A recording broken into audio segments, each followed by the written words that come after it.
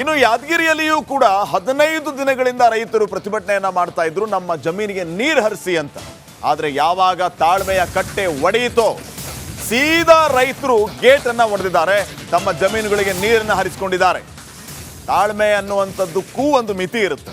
ಆ ತಾಳ್ಮೆಯ ಕಟ್ಟೆ ಒಡೆದಾಗ ಇಂಥ ಇತಿಹಾಸಗಳಾಗುತ್ತೆ. ನಾರಾಯಣಪುರ ಡ್ಯಾಮ್ನ ಎಡದಂಡೆ ಗೇಟ್ಗಳನ್ನು ಒಡೆದು ರೈತರು ತಮ್ಮ ಜಮೀನುಗಳಿಗೆ ನೀರನ್ನು ಹರಿಸಿಕೊಂಡಿದ್ದಾರೆ. ಈ ಸಂದರ್ಭದಲ್ಲಿ ಸರ್ಕಾರದ ವಿರುದ್ಧ ಆಕ್ರೋಶವನ್ನು ವ್ಯಕ್ತಪಡಿಸ್ತಾ ಇದ್ದಾರೆ. 15 ದಿನದಿಂದ ನಾವು ಪ್ರತಿಭಟನೆ ಮಾಡ್ತಾ ಇದ್ವಿ, ನಿಮಗೆ ಯೋಗ್ಯ ರೀತಿಯಲ್ಲಿಯೇ ನೀರು ಬಿಡಿ ಅಂತ ಮನವಿಯನ್ನ ಮಾಡ್ಕೊಂಡ್ವಿ. ಆದ್ರೆ ನೀವೇನ್ ಮಾಡಿದ್ರಿ? ಸರ್ಕಾರದವರು ಒಂದಿನಾನು ಬಂದು ನಮ್ಮ ಪ್ರತಿಭಟನೆ ಯಾಕೆ ಏನು ಎತ್ತ ಅಂತ ಕೇಳಲಿಲ್ಲ. ರೈತರ ಬಗ್ಗೆ ನಿಮಗೆ ಇರುವಂತ ಗೌರವ ಏನು? ರಾತ್ರೋರಾತ್ರಿ ತೆಲಂಗಾಣಕ್ಕೆ ನೀರು ಹರಿಸ್ತೀರಿ ನೀವು ಕದ್ದು ಮುಚ್ಚಿ, ನಮ್ಮ ರೈತರಿಗೆ ನೀರು ಕೊಡ್ತಾ ಇಲ್ಲ ಅಂತಂದ್ರೆ ನೀವು ಏನ್ ರೈತರ ಹಿತ ಕಾಪಾಡ್ತೀರಿ? ಸೊ ಈ ಎಲ್ಲ ಪ್ರಶ್ನೆಗಳನ್ನ ಮಾಡಿ ತಾವೇ ಗೇಟ್ಗಳನ್ನ ಒಡೆದು ನೀರನ್ನ ಹರಿಸ್ಕೊಂಡಿದ್ದಾರೆ.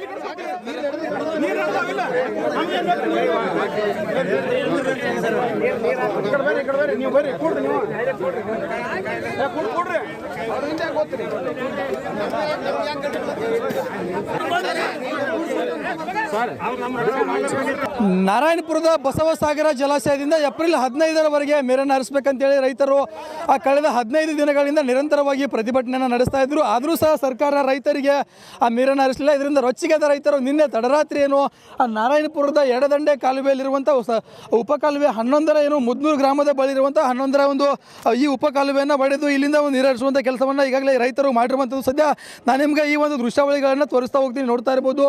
ಈ ಒಂದು ಏನು ಭಾಗದಲ್ಲಿರುವಂಥ ಏನು ಈ ಒಂದು ಉಪಕಾಲುವೆ 11ರ ಗೇಟ್ಗಳನ್ನು ಒಡೆಯೋ ಮೂಲಕ ಅಂತಂದರೆ ಈ ಒಂದು ಆ ಕಾಲುವೆ ಗೇಟ್ಗಳನ್ನು ಒಡೆಯೋ ಮೂಲಕ ಅಂದರೆ ಈ ಒಂದು ವೈರ್ಗಳನ್ನ ಎತ್ತೋ ಮೂಲಕ ಇಲ್ಲಿರುವಂಥ ಒಂದು ಗೇಟ್ಗಳನ್ನ ಎತ್ತಿ ಏನು ಸಬ್ ಕಾಲುವೆಗಳ ಮುಖಾಂತರ ರೈತರು ತಮ್ಮ ಜಮೀನುಗಳಿಗೆ ನೀರು ಹರಿಸುವಂಥ ಕೆಲಸಕ್ಕೆ ಮುಂದಾಗಿರುವಂಥದ್ದು. ಹೀಗಾಗಿ ಏನು ಈಗ ಅಪಾರ ಪ್ರಮಾಣದ ನೀರು ಕಾಲುವೆ ಮುಖಾಂತರ ರೈತರ ಜಮೀನಿಗೆ ಸೇರ್ತಾ ಇರುವಂಥದ್ದು. ನೀವು ಮತ್ತೊಂದು ಭಾಗದಲ್ಲಿ ನೋಡ್ತಾ ಹೋಗೋದಾದರೆ ನಾನು ನಿಮಗೆ ತೋರಿಸ್ತಾ ಹೋಗ್ತೀನಿ. ಈಗ ನೋಡ್ತಾ ಇರ್ಬೋದು, ಇಲ್ಲಿ ಸಾಕಷ್ಟು ಪ್ರಮಾಣದಲ್ಲಿ ರೈತರು ಸಹ ಜಮಾವಣೆ ಆಗಿರುವಂಥದ್ದು. ಯಾಕಂತಂದರೆ ಆ ರೈತರ ವಿಷಯದ ಬಾಟ್ಲಿಯೊಂದಿಗೆ ಈಗ ಬಂದು ಇಲ್ಲೇ ಕುಳಿತುಕೊಂಡಿರುವಂಥ ಸದ್ಯ ಅವನನ್ನು ಕೂಡ ನಾನು ಮಾತಾಡಿಸ್ತೀನಿ. ಈಗ ನೀವು ನಿಮ್ಮ ಜಮೀನಿಗೆ ನೀರು ಬೇಕಂತ ಗೇಟ್ ತೆಗೆದಿದ್ದೀರಿ, ವಿಷ ಬಾಟ್ಲೆ ತೊಗೊಂಡು ಬಂದಿರಿ, ಏನು ಹೇಳ್ತೀರಿ ಸರ? ನಮ್ಮದು 25 ಎಕರೆ ಗದ್ದೆ ಐತಿ. ನಮ್ಮದು ಕೂಡ್ಲಿಗೆ ಸೀಮೆ, ಇಲ್ಲಿಂದ 8 ಕಿಲೋಮೀಟ್ರ್ ಆತೈತಿ. ನಮಗೆ ನೀರಿಲ್ಲ. ಒಂದು 3-4 ದಿನ ಬೇಕು ಇಲ್ಲಿಂತಷ್ಟು ನೀರು ಹರಿದ್ರು. ಅಲ್ಲಿ ಹರಿಲಿಲ್ಲ ಅಂದ್ರೆ 25 ಎಕರೆ ಗದ್ದೆ ಕಲಾಸ್ ನಾ ವಿಷಾನ ಕೂಡ ಸಾಯ್ಬೇಕು. ಚೆಕ್ ಮಾಡ್ಬೋದು. ಮತ್ತು ಇಲ್ಲಿ ನೀರಿಲ್ಲ ಸರ್.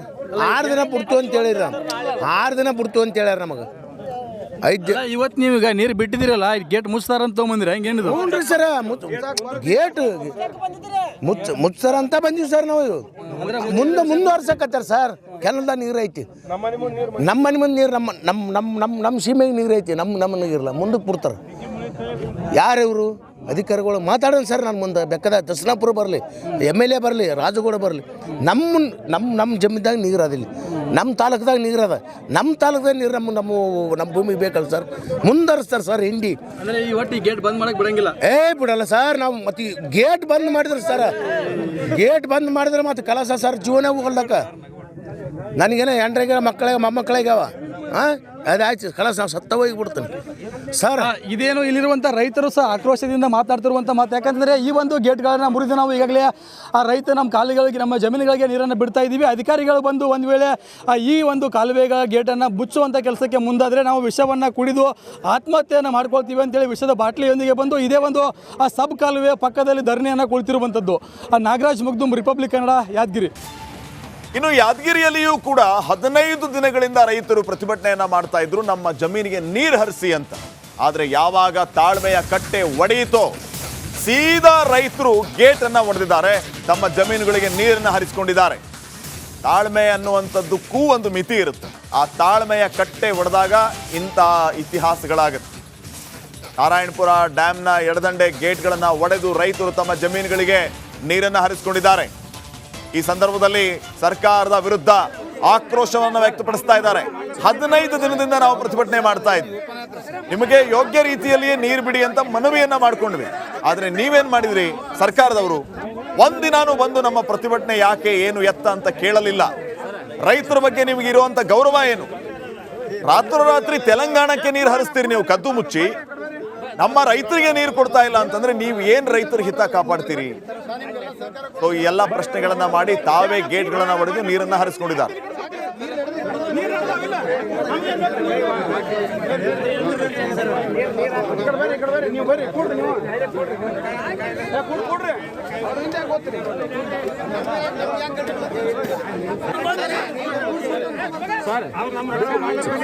ನಾರಾಯಣಪುರದ ಬಸವಸಾಗರ ಜಲಾಶಯದಿಂದ ಏಪ್ರಿಲ್ 15ರವರೆಗೆ ನೀರನ್ನು ಹರಿಸಬೇಕಂತೇಳಿ ರೈತರು ಕಳೆದ 15 ದಿನಗಳಿಂದ ನಿರಂತರವಾಗಿ ಪ್ರತಿಭಟನೆಯನ್ನು ನಡೆಸ್ತಾ ಇದ್ರು. ಆದರೂ ಸಹ ಸರ್ಕಾರ ರೈತರಿಗೆ ಆ ನೀರನ್ನು ಹರಿಸಲಿಲ್ಲ. ಇದರಿಂದ ರೊಚ್ಚಿಗೆದ ರೈತರು ನಿನ್ನೆ ತಡರಾತ್ರಿ ಏನು ಆ ನಾರಾಯಣಪುರದ ಎಡದಂಡೆ ಕಾಲುವೆಯಲ್ಲಿರುವಂಥ ಉಪಕಾಲುವೆ 11ರ ಏನು ಮುದ್ನೂರು ಗ್ರಾಮದ ಬಳಿ ಇರುವಂಥ 11ರ ಒಂದು ಈ ಉಪಕಾಲುವೆಯನ್ನು ಬಡಿದು ಇಲ್ಲಿಂದ ಒಂದು ನೀರು ಹರಿಸುವಂಥ ಕೆಲಸವನ್ನು ಈಗಾಗಲೇ ರೈತರು ಮಾಡಿರುವಂಥದ್ದು. ಸದ್ಯ ನಾನು ನಿಮಗೆ ಈ ಒಂದು ದೃಶ್ಯಾವಳಿಗಳನ್ನು ತೋರಿಸ್ತಾ ಹೋಗ್ತೀನಿ, ನೋಡ್ತಾ ಇರ್ಬೋದು.